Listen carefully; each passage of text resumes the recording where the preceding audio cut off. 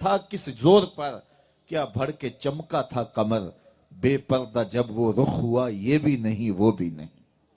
تو وہ اللہ نے اپنے محبوب کو حسن عطا فرمایا۔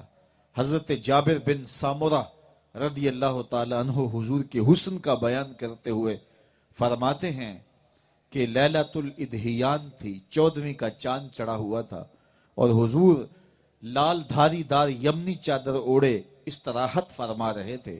میں کبھی حضور کا چہرہ دیکھوں، کبھی آسمان کے چاند کو دیکھوں۔ فرماتے ہیں پھر میں نے فیصلہ کیا، فائزہ ہو احسن عندی من القمر، میں نے کہا چاند نہیں، میرے حضور کا چہرہ سونا ہے۔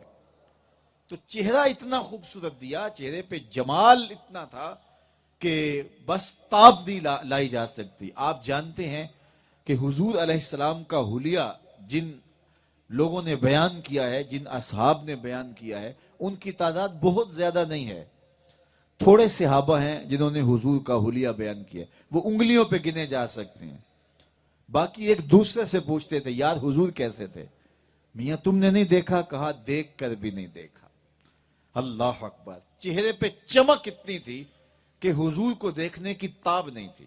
اور جن لوگوں نے حضور کا حلیہ بیان کیا، یا تو انہوں نے بچپن میں حضور کو دیکھا، یا پھر وہ بہت قریبی لوگ تھے کہ حضور کو عالم استراحت میں دیکھا، حضور سوئے ہوئے تھے ان کو دیکھا، تو وہ حضور کا حلیہ بیان کرتے ہیں۔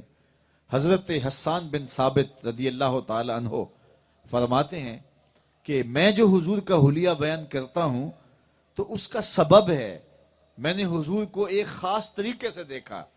اور وہ کیا طریقہ تھا؟ فرماتے ہیں فلما نظرت الی انوارہ فودعت کفی علی عینی خوفا من ذہاب بصری، جب میں حضور کے چہرے کو دیکھتا تو آنکھوں پر انگلیاں رکھ کے انگلیوں کی اوٹ سے دیکھتا کہ میری حضور کے چہرے کی چمک سے میری آنکھوں کی بینائی نہ جاتی رہے۔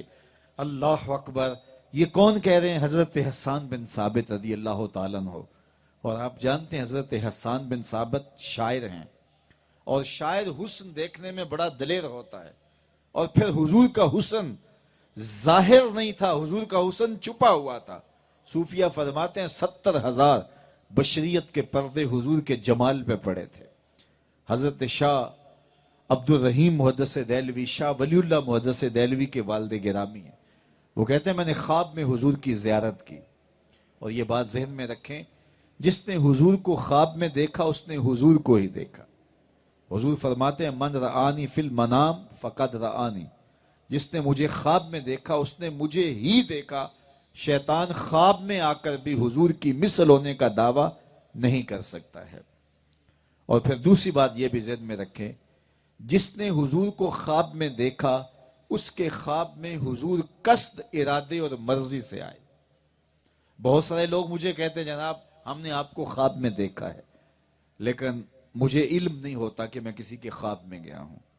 یہ مجلس سجی ہے، میں آپ سے ہم کلام ہوں، تھوڑی دیر کے بعد یہ اختتام کو پہنچے گی، میں بھی گھر لوٹوں گا، آپ بھی گھر چلے جائیں گے۔ آپ سو جائیں، آنکھوں میں دوبارہ منظر جاگ پڑے، آپ مجھے گفتگو کرتا ہوا دیکھیں، تو بعد میں مجھے فون کریں جناب ہم نے آپ کو دیکھا ہے، تو میں کہوں گا مجھے پتہ نہیں، یا میں آپ کو دیکھ لوں تو آپ کو نہیں پتہ ہوگا کہ ہم اس کے خواب میں گئے ہیں۔ لیکن رسول کریم جس کے خواب میں جائیں قصد، ارادے اور مرضی سے جاتے ہیں۔ تیسری بات، خواب میں کسی سے کچھ وصول کریں یا کسی کو کچھ دیں تو وہ محض خواب ہوتا ہے۔ مثال کے طور پہ آپ نے کسی سے قرض لینا تھا، رات خواب میں وہ شخص آیا اور آپ کو قرض دے گیا، صبح اٹھ کے کھاتے سے نام کاٹ دیں گے یا نہیں؟ آپ کہیں گے خواب میں آیا ہے۔ بھوک میں تڑپتے ہوئے سو گئے، رات 5 سٹار ہوٹل سے کھانا کھایا، صبح ناشتے کی ضرورت پیش آئے گی کہ نہیں آئے گی؟ یقیناً آئے گی، کیونکہ خواب میں یہ منظر دیکھا ہے۔ وہ کیا کسی نے کہا تھا 100 بار میرے ہاتھوں میں تیرا دامن آیا، جب آنکھ کھلی تو اپنا ہی گریباں تھا۔ کچھ نہیں ہوتا، خواب محض خواب ہوتا ہے۔ لیکن اگر کسی نے خواب میں رسول کریم کو دیکھا اور حضور نے کچھ عطا کیا تو وہ حقیقت میں عطا کیا۔ امام بوسیری سے پوچھو، رات چادر ملتی ہے خواب میں، صبح اٹھتے ہیں کندھوں پہ موجود ہوتی ہے۔ اگر حضور عطا کرتے ہیں تو حقیقت میں عطا فرماتے ہیں۔